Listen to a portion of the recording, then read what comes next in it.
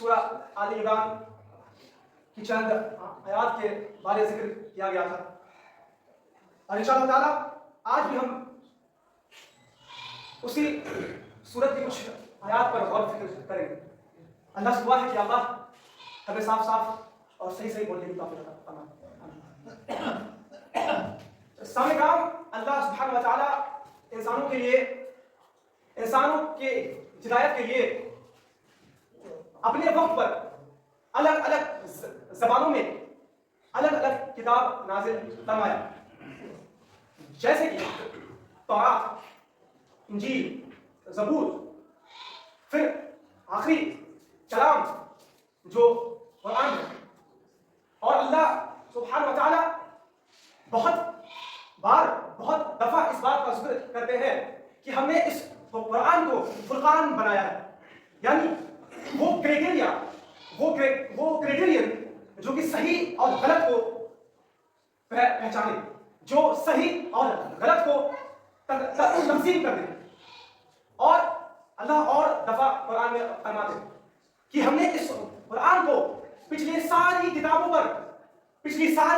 پر نگہبان بنایا ہے، یعنی اگر تورات، انجیل، زبور کچھ بھی کہہ رہا ہے، اگر وہ قرآن کے خلاف ہے تو اس کو اللہ سبحانہ و تعالیٰ کے نزدیک اس کو کنسیڈر، اس کو مانا نہیں جائے گا۔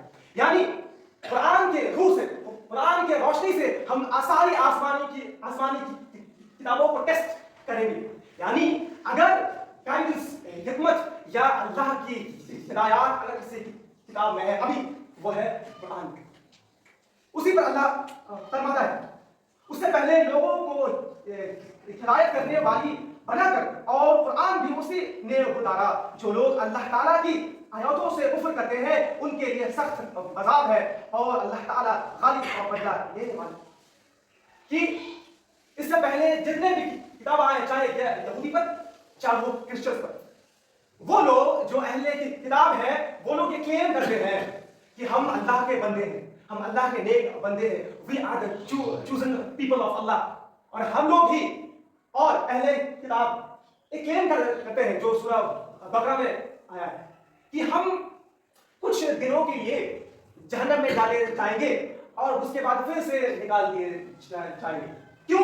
کیونکہ ہم اللہ کے خاص بندے ہیں۔ پھر اللہ ان لوگوں کیا تمہارے کتاب میں تم جو یہ بات کلیم کر رہے ہو، تم جو یہ بات کہہ رہے ہو کہ ہم اللہ کے پاک بندے ہیں، تو تمہاری کتاب سے کوئی دلیل آؤ اگر تم سچ۔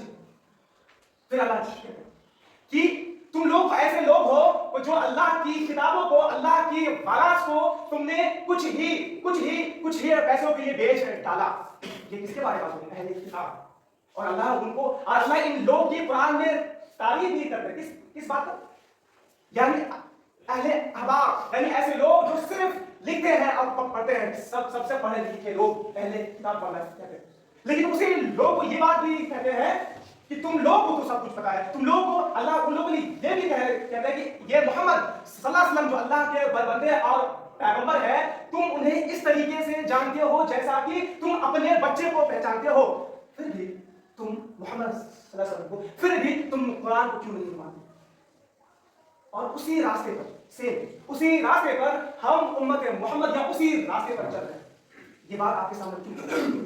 اس لیے کہ ہم کہتے ہیں کہ ہم محمد صلی اللہ علیہ وسلم کے خاص امت ہے، ہم کتنے بھی گناہ کریں گے ہم جنت میں ایک دن تو چلے ہی جائیں گے، اسی لیے ہمیں کچھ کرنے کی ضرورت نہیں۔ کیا یہ سیم چیز اہل کتاب میں نہیں تھا؟ کیا سیم چیز اہل کتاب کا بھی تھنکنگ نہیں تھا کہ ہم کتنے بھی گناہ کر لیں، ہم کتنے بھی چغل خوری کر لیں، ہم کتنے بھی اپنے اور کا جو مال کو کھا لے، ہم یتیم مسکین پر ظلم کریں، ہم کو تو اللہ معافی کر دے گا کیونکہ ہم محمد صلی اللہ علیہ وسلم کی امت ہے۔ سیم چیز، یہ بات محمد صلی اللہ علیہ وسلم نے خود کہا ہے کہ میری امت میں ایسے لوگ آئیں گے جو اہل کتاب کے نقش قدم میں چلیں گے، اور وہ جو کام کر رہے ہیں وہ سارے کام میرے امت کے لوگ کریں گے۔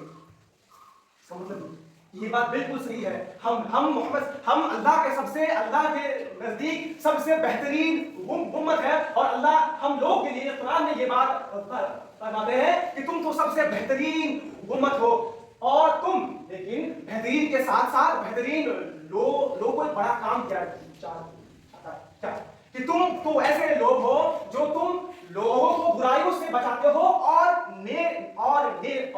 नेकी करने का तरगीब करते हो। ये हमें बहुत बड़ा काम किया।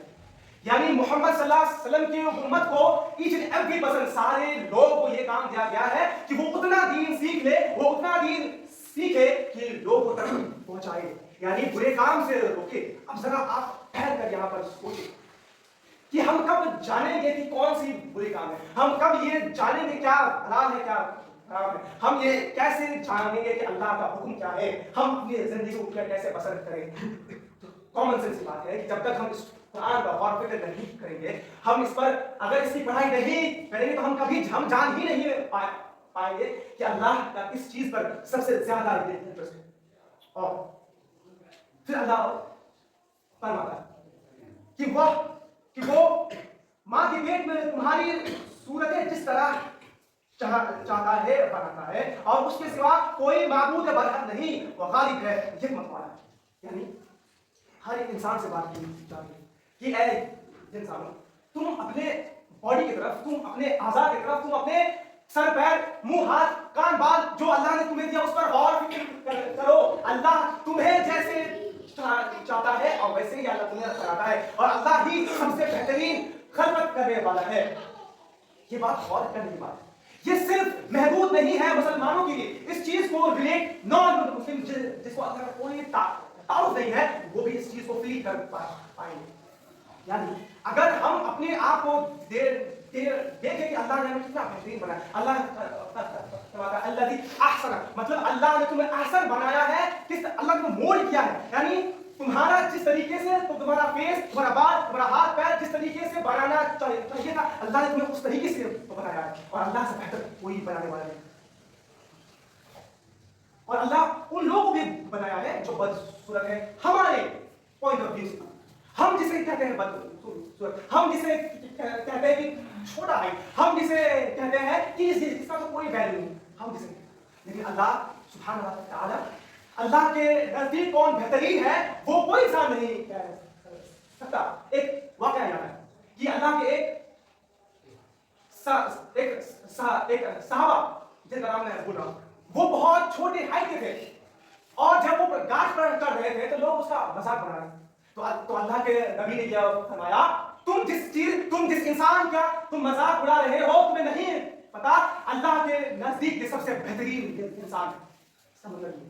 हम जिस पैरामीटर में लोगों को नापते हैं, इज्जत, पैसा, शोहरत और फॉलोअर्स और रंग और हाइट और बॉडी और स्किन कलर्स और जितनी भी बात है, जितनी भी पैरामीटर्स है, सारी चीज फेल होंगे अल्लाह के कोर्ट में। अल्लाह के कोर्ट में ये नहीं देखा जा रहा है कि कौन है बहुत पैसा वाला, कौन है बहुत इन्फ्लुएंसर, कौन है बहुत ज्यादा मोटिवेशनल स्पीकर।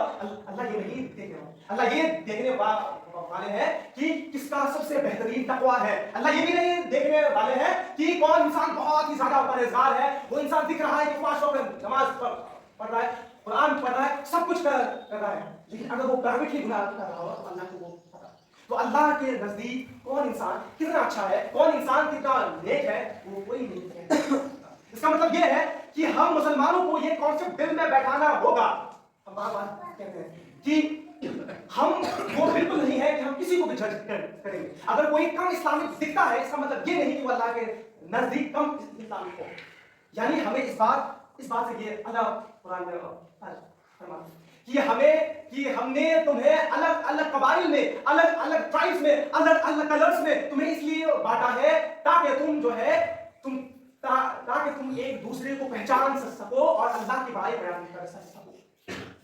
यानी हम मुसलमान जो है अपने आप को, अगर ये बात कह रहे हैं कि हम मुसलमान हैं, तो हमें एक बात क्लियर करना पड़ेगा कि हम किसी को भी किसी भी चीज पर हम जजमेंट नहीं देंगे, और हम टॉलरेंट बनेंगे, और हम ये कोशिश करेंगे कि खुद पर मेहनत की जाए। और खुद पर, यानी सबसे पहला, लोग कहते हैं कि हम मुसलमानों को कैसे ठीक करेंगे, सबसे पहले हम लोगों को ठीक नहीं करना है, हमें पहले खुद को ठीक करना है। और खुद को हम अगर बदलेंगे तो इंशाअल्लाह ताला ऐसा वक्त जरूर से जरूर आएगा, ये पूरा उम्मत ही बदल جائے گا اور وہ بدلنے والا کون ہے؟ یہ قرآن، یہ فرقان. اس سے یہ جو قرآن ہے بہت گنہگار لوگوں کو بھی بدلا، بہت لوگوں کو بدلا اور یہ بھی بدل رہا ہے. لاسٹ میں آخر میں اللہ دعا ہے کہ یا رب العالمین ہم سب کو کہنے سننے سے زیادہ عمل کرنے کی توفیق عطا فرما. بارک اللہ لكم في القرآن الحكيم ونفعنا بالآيات وعظيم الحكيم. والسلام عليكم ورحمة الله.